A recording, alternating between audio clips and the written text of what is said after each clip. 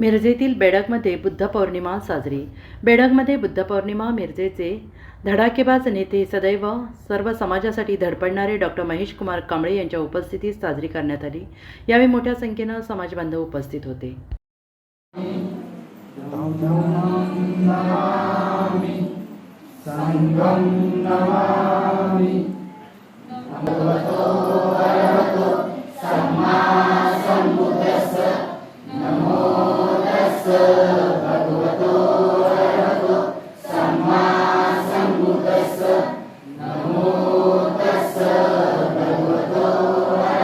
गच्छामि धम्मं शरणं गच्छामि संघं धम्मं शरणं गच्छामि द्वितीयं संघं शरणं गच्छामि तृतीयं धम्मं।